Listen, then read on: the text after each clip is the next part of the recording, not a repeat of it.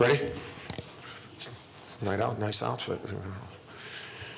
Coach Boeheim should follow your suit. Congratulations to Jim and his team. You know, they've been in so many close games, and they've hit big shots. You know, Gillen has hit big shots. Battle has hit big shots. And so when it got down to the end, you know, they've been in those situations before, and they performed well. I thought in the first half we had a chance to get a little bit more ahead. I thought our transition offense was horrible.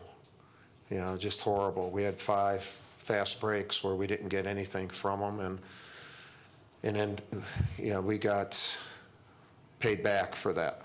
You know, in the second half, I thought they had a lot of energy.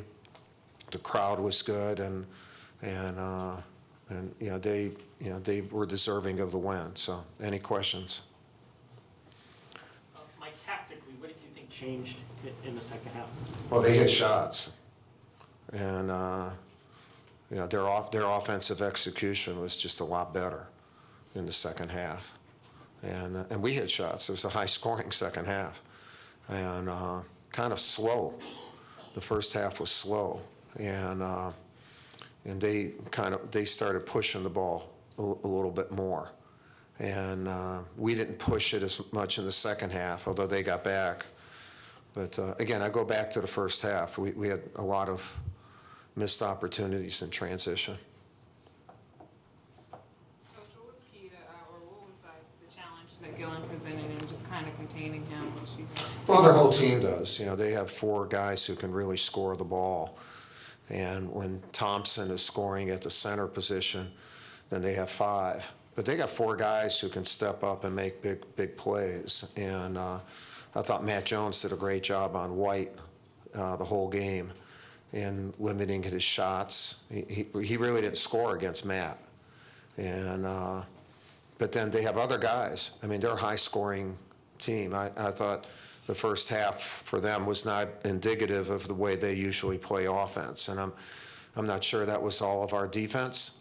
I don't think they were as sharp in the first half. In the second half, they became very, very sharp. Yeah. Coach, how does the game plan change in the second half with Grayson Allen and Luke Kennard getting into foul trouble? Well, you just adjust, and then they have to be smarter. You know, they just have to be smarter. But we're playing with 3 guys with 4 fouls, and it's what happens in a game. And, you know, there's no game plan that's followed exactly. Did you see our game plan? How do you know we changed it? I think it, you know, for me, it went exactly right, except the end. We were supposed to hit the shot, and they were supposed to miss, and we were supposed to win. But they screwed up my game plan. Coach, it seemed like every time Syracuse made a big shot, Luke Kennard came right back and drilled one. Was that something you knew going in? You wanted to look to him in those big moments?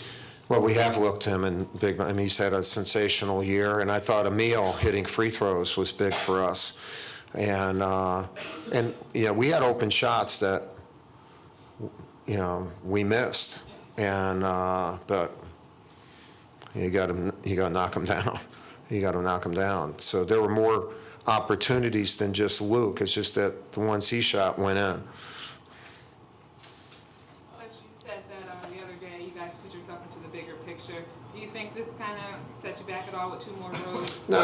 I think, you know, first of all, we're in the tournament. They're trying to get in, and hopefully they are in the tournament. And during this time, you're going to face teams that just inherently should be hungrier than you, and then you have to try to be as hungry, and that's a challenge.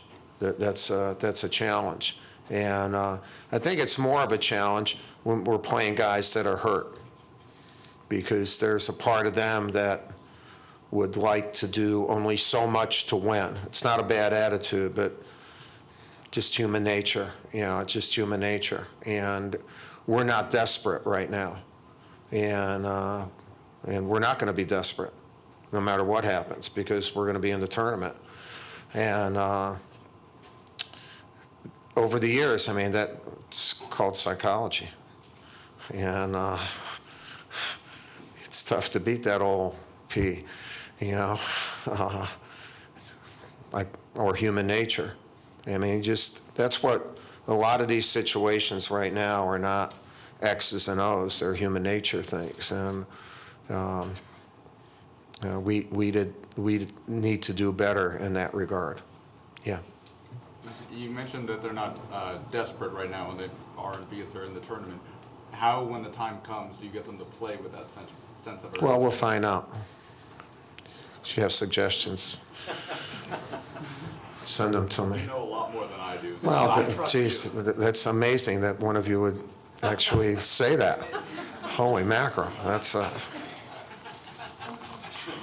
just, wait a minute, I'm just trying to live that moment. Well, thank you. You're welcome. Thank you. It's been 42 years. That's all I do. Don't even not a plumber or a painter or whatever. Thank you very much. Yeah. Can you just talk about the rivalry, what this, Yeah, I don't think it's a rivalry. I think every game in this league, everybody has a rivalry with us. Everybody wants to beat us, and it's been that way for 25 years. So it's the world, the human nature I live in. And I got to be ready for that, and I got to be ready for my team to be ready for that. And I have new teams every year.